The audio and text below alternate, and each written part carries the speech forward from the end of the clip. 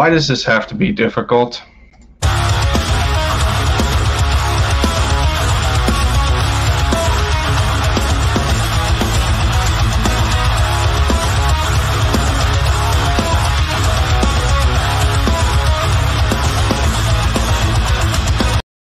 What is going on, everybody? Lindy End Zone back in the building. I'm on the fast break, dropping a bucket for my Dallas Mavericks in this video. If you are new to the channel and like the diversity of fandom that I bring to the table, let me know down in the comments how I'm doing on every video that I drop for y'all. Leave a like for the algorithm of YouTube to help me out to get the content out there to further MFFLs in the building, as well as the Philadelphia Eagles. And that's pretty much it. Or if you're new, subscribe to the channel, man. Like to have you along on the End Zone family, and you know, I grow. You know, you guys grow with me. This was tough. This was tough. Outside of overreactions and anger, frustration, and misunderstanding, and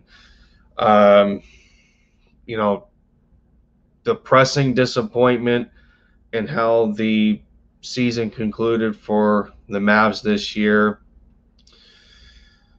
I'm gonna give you all some stat lines real quick. 36-7, 27-13-4, 28-14, 19-13, 31-18-3, 29-5, 23-12,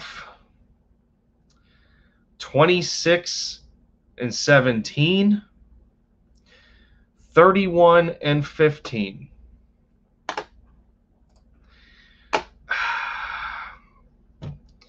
Numbers don't lie, y'all. If you don't know who I'm talking about at this point, and it's not clear enough in the thumbnail, Porzingis can still play. I will be honest, man. Yeah, Porzingis can still play. It was dropped today, according to, you know, some reports, you know, Bleacher Report tweeting this, and a couple of other, you know, beat writers and that sort of thing, that it has been known that Kristaps Porzingis has expressed his frustrations with, you know, with his role for the Dallas Mavericks, and him honestly feeling that he is not a number 2 option on the team. My initial thought that he was, you know, that he was being a crybaby in this situation, and you know, and I was thinking to myself in the back of my mind, like, you know, dude, look at your playoff numbers. He didn't show up. He didn't show up. KP averaged 13-5 in the playoffs. Luka, you know, I mean, for the most part, Luka legitimately had no help outside of 3 games. That's fact. You know, Porzingis was responsible for some of his performances. He was. You know, but the further I look into it, this goes deeper than, you know, this goes deeper than the numbers. And I'm gonna share something quick with y'all. We're gonna split the screen for a minute, and I want you guys to see something here, because to me this was KP's best game of the season. This was his best game. Now I want you guys to pay attention right here. Do you guys see this? Do you guys see the stat lines for both Luka and KP? It is definitely possible that these two can play together. It is more than possible that these two can play together and split up the shots.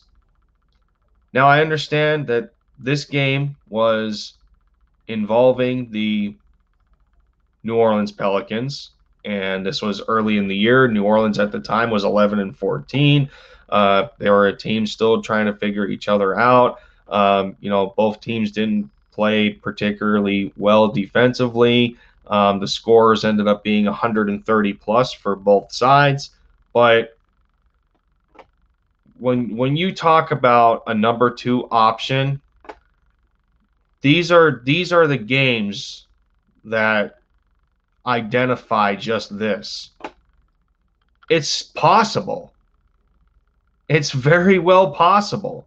Now, I get it.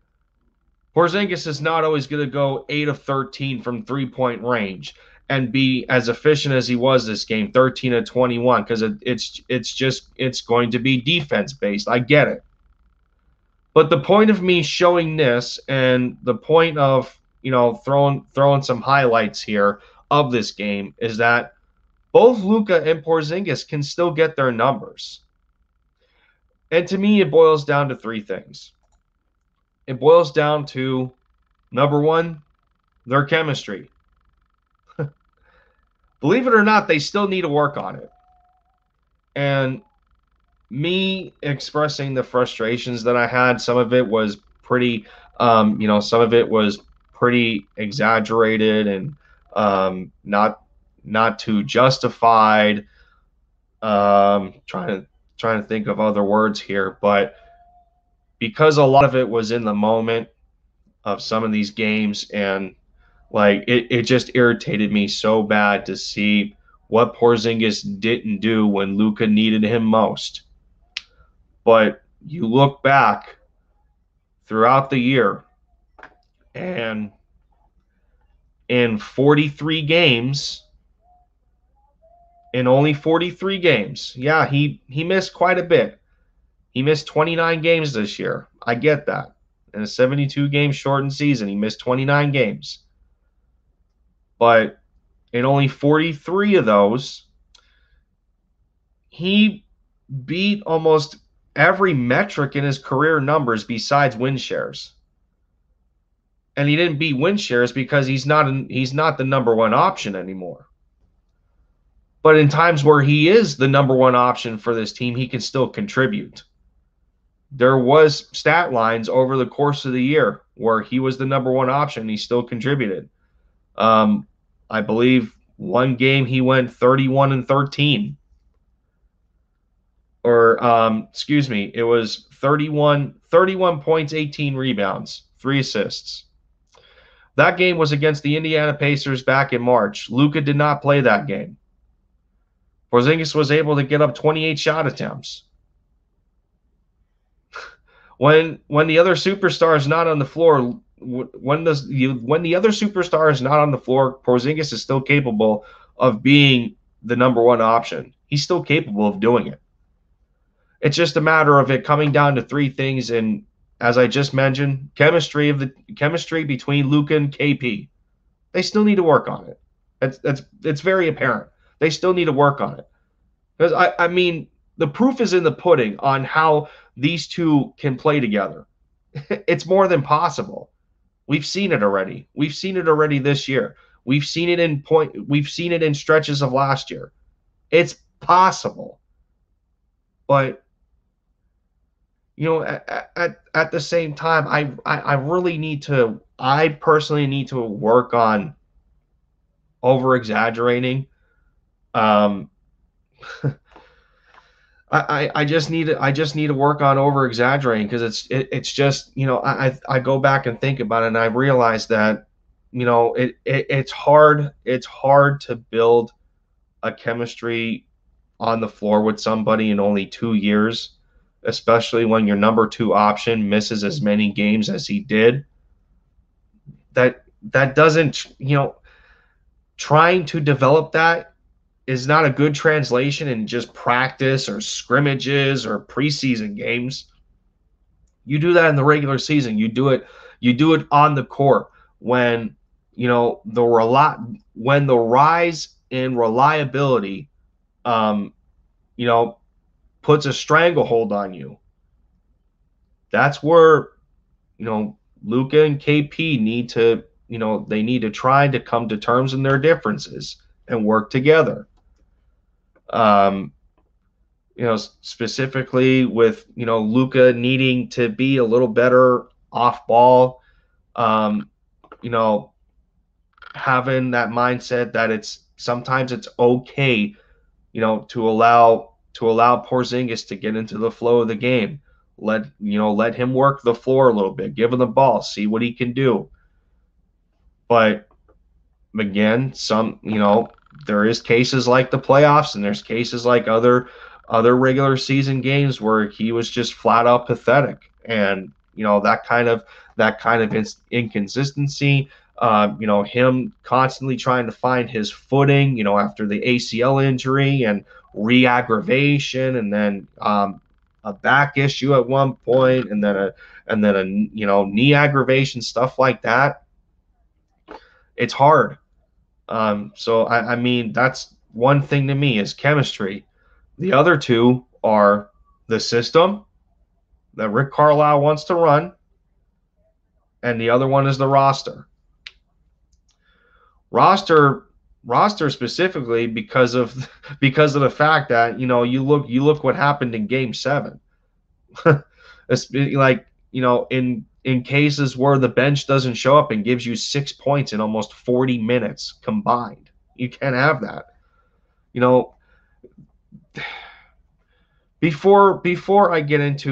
Before I show some of the highlights here, because I don't want this video to continue to carry on, but I'm just trying to get this point across. The Mavericks the front office needs to ask themselves here: do we go into the offseason building around Luka by himself, or do we need to include Porzingis in that mix? You're tied to him contractually, but maybe it's time that you consider him, as part of that franchise duo. Maybe to give him that sense of security, or whatever it is that you have to do. Let it be known that it's not just Luka that we're building around here. We brought you in to be that second cornerstone piece to go alongside Luka as our dynamic duo. I mean, it sometimes it's just as simple as that kind of reassurance. I mean, really, look, it's happened before. And they just need to figure it out, man. They need to figure it out. That's what irritates me the most. Outside of KP's inconsistencies, when he plays. And to me, yeah, this was his best game. This game early in the year against the Pelicans, this was his best game to me, in my opinion. And it just shows me that him and Porzingis can play with each other. This game, they were responsible for 82 of the team's 143 points. 82. It can happen.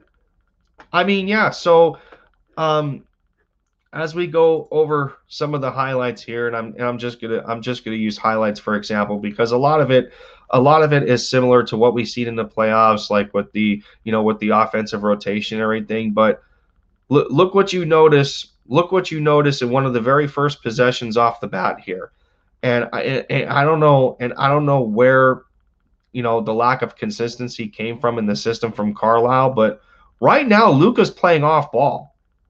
And this is going to be like a pick and pop, or pick and roll scenario with Porzingis at the top of the perimeter, and he gets a good look from three in this spot. He was on fire to start the first quarter in this game. And when somebody gets hot, you continue to feed them. So I mean, right here, so we got some ball movement. Luka comes around, and look at this. You can already tell when he goes onto the drive.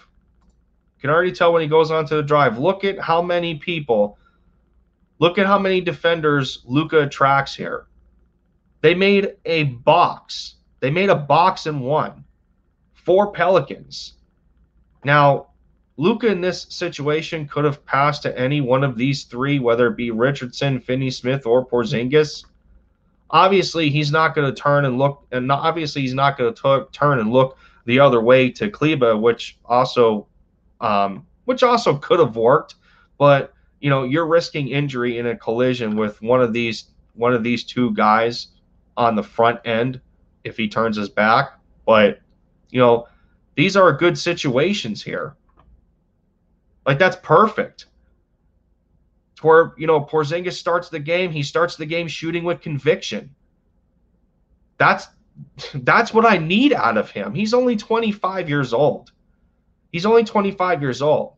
You can very well make the argument that he is the perfect piece to have to grow with Luka. These two can grow together. It's only a 3-year age gap, but it's just we're stuck in a rock and a hard place because we're trying to figure out the longevity of his career with this nagging knee injury, especially with him getting max dollars. I mean, look at already. Couple possessions later, we got 8:39 left in the game. Again, what's Luka doing here? Luka's allowing. Luka gave the ball up to Porzingis already. He's getting him engaged. He wants to see what Porzingis has this game. Now, am I a little mad to the fact that he chose a pull-up three in this situation? Do I think that he could have taken Steven Adams to the basket? Probably. I don't necessarily think Steven Adams matches the same kind of athleticism as Porzingis does, but I'm still okay with this because Porzingis does have that range. It's another basket that he shot with conviction. Same situation here. He's floating around the high post, working around the perimeter, getting those screens, helping out Josh Richardson. Where's Luka in this situation? Luka once again is off the ball. With Lonzo Ball as the defensive assignment. They're trying to continue to work the hot hand. Again, it's Porzingis. Look at another perfect look from three. This is where I'm okay with him shooting the three. Not where it's like a desperation catch and shoot scenario where you're not, where you're in a situation in the game like it's crunch time or you need a three. Like, that's when I'm looking to get a guy like Porzingis started, is especially in the first quarter. And that really goes for any kind of star player. That goes for really anybody. So he had 3 3-pointers up to this point. He was, I think at this point he was 3 for 3. Again, we've seen this over the course of the regular season. Another scenario. Porzingis has the high screen here. Perfect setup. Same spot, top of the key. He had a hot spot there. Perfect setup from Luka to Porzingis. They can work. They can work together. Here we go. Good defense here that was good defense by Luka there. Stripped the ball. I think that was Josh Hart that he stripped the ball from in that situation. Here comes Jalen Brunson down the other end as Luka gives it up to him. Same scenario. What does Jalen Brunson do here? He attracts 3 guys, and they create a triangle. You got the 4th guy waiting right here in case Jalen comes on the drive. And what does Porzingis do in this situation? He realizes that there's an opportunity to be the follower as Jalen is driving. Give him an easy pass. I don't know what to tell y'all, man. Some of it is just simple basketball to me. Now, were there cases where Porzingis was, a liability in some cases defensively? Sure, he was. He necessarily didn't move as quick at times the way we wanted him to. But I mean, I just it's just very difficult, guys. It's very difficult to think about. Great block there by Porzingis on Steven Adams. Here we go. Another situation. That was Josh Richardson on the drive. Porzingis is right here working top of the key. Luka again is off the ball. And look at this. I'm okay with that. I'm okay with that. I'm not okay with the idea where Porzingis is in an offensive possession where he knows he has the smaller guy on him. Like if he gets the ball in the lower post and he's backing somebody down and he knows he has the mismatch and he decides to fade away instead of working on his pivot foot and getting closer to the basket to draw a foul, that's what I'm not okay. This is where I am okay. Now, I mean, this was simple for him to do. He knew the three wasn't there. He's got a smaller man working on him right now, top of the key. Sets himself nice. That was Drew Holiday. Gets the pump fake on Zion. Shoots over a shorter Drew. That's too easy. Next possession. It's just perfect. It's perfect isolation. Luka again is playing off the ball. This is possible. They have to figure this out systematically. Systematically, they have to figure this out. You got three guys essentially over here, right side perimeter. Maxi Kleber is going to be the cutter to draw at least 3 Pelicans defenders. Where is Porzingis playing? He's playing in isolation on the corner where he can try for another 3. I'm okay with this look because he's wide open. And he knocks it down. Too easy for him. He was 8 of 13 from three-point range this game. A stat line that Luke is very well capable of doing. We've seen it already in the playoffs. Here we go. Next possession. Luka working off of a screen from Kleba, top of the key. Working on Lonzo Ball. Shot's not there. Porzingis comes out to help. Working against the shot clock. And that ended halftime. Great shot there. Here we go. Another possession. Now I understand here that it's another case where, yeah, you see Porzingis fading, where you see him fading again to the perimeter, to the three-point line. But in this defensive set right now, you can very well call this at this moment in time. It looks like a 3-2 zone to where looks like you got Brandon Ingram here on Finney-Smith. You got Zion overwatching Kleba. And then you got Steven Adams with another defender here on Josh Richardson. The odds of Porzingis driving to the basket here, you're not gonna really like it. So I mean, the only chance for him to get a good look was to fade outside. Nobody really comes out. He takes Steven Adams on the pump fake. He gets him twice. That's a good look. That was an open shot. Porzingis is very well capable of being the second option, guys. Another move on Steven Adams. Look at him working the pivot foot here. Nice fadeaway on the big man. Create yourself some space.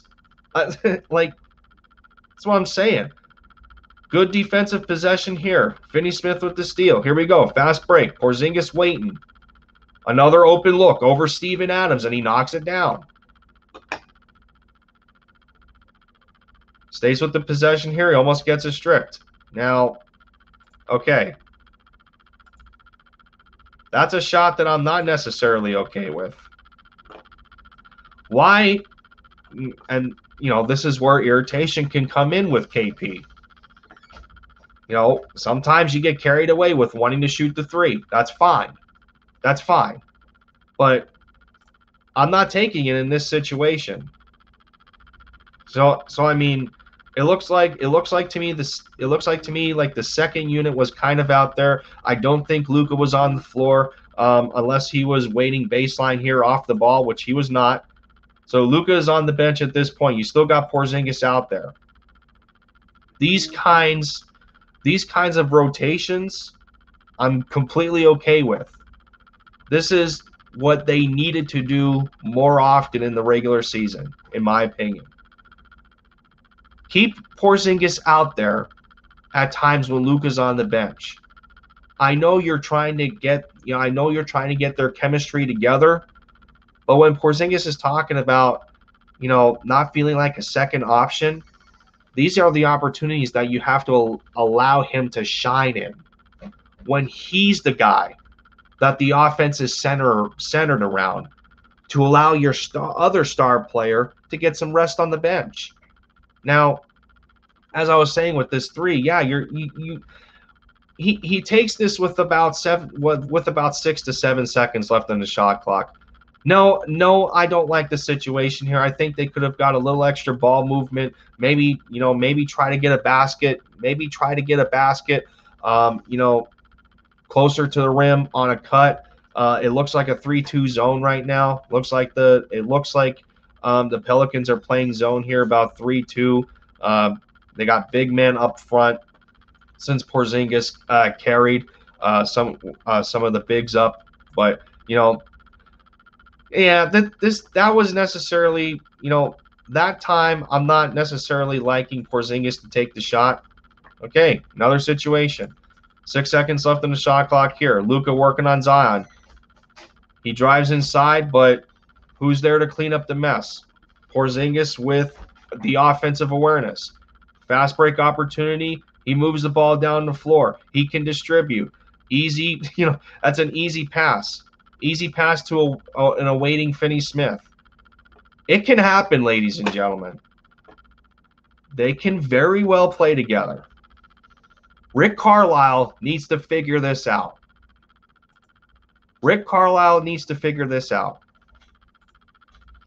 Luka and KP need to figure this out together. There needs to be a better collaborative effort here. And especially going into his,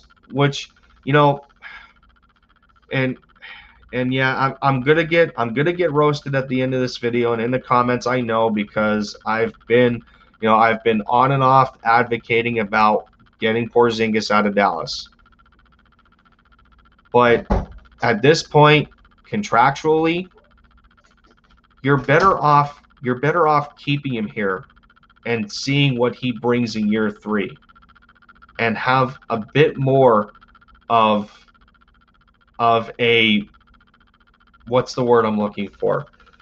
Have a bit more of an assertiveness, to make sure, like, that sense of security that we're not just building around Luka here. We're building around you too, KP. You two are the package here in Dallas. That's what we're trying to achieve. And there's proof in the regular season that these two can work together. The coaching, coaching systematically, they got to figure this out. I mean, there's an argument for trading him and there's an argument against it. The argument against it that I'm probably going to take at this point in time, after sitting on it and thinking about it, the point against trading him is that, like I said earlier in the video, 2 years of building chemistry is not enough, especially when Kristaps has missed as many games as he did. But when he was on the court at times with Luka, they were able to share the ball. And there was games where they both had more than 20 field goal attempts. As you guys just witnessed in KP's best game, in my opinion, against the Pelicans, it can happen. And I'll just leave the video at that. I needed to work on this a little bit. I needed to make the video a little bit longer. I'm trying to understand both spectrums here. Like I said, being for the trade, and being against the trade. And I'm still continuing to process this and sit on it. But right now, taking a sensible approach, and I don't want this team to collapse with trying to get rid of Porzingis, who still has a lengthy career left at only 25. He's got to get 100% healthy. and that's on him. And, even after his post-game press conference, after Game 7, I hope he's speaking the truth about continuing to get stronger and wanting to win basketball games, working on his physicality in the paint. I hope he's telling the truth, because if him and Luka work, Dallas is in pretty good shape. Dallas would be in pretty good shape if him and Luka work out. They've shown it before. They've shown it in the past, and it can still happen. But since systematically, through coaching and a bit better of roster construction, they can make deeper playoff runs with Porzingis as the number 2. And I guess I'll leave it at that, everybody. If you made it to the end of the video, I know I'm over the course of 30 minutes for just a video. If you happened to make it through, I deeply appreciate it. I mean, especially with the sport, of basketball, how much it means to me personally, and to get to talk about it, and to have you guys listen to my opinions and everything. It's an awesome experience, and again, I want to appreciate it if you stuck to the end of this lengthy video, because I'm just trying to go through this process here and figure out my Dallas Mavericks. But that's going to do it for me. I appreciate y'all once again. This has been Lindy Endzone for the touchdown, taking the lead for the Eagles, one video at a time, and dropping some buckets for my Dallas Mavericks. Y'all already know the score. Fly, Eagles, fly. MFFLs, Mavs fan for life. You already know. I'll catch you guys next time. Take care, and I'll see you soon.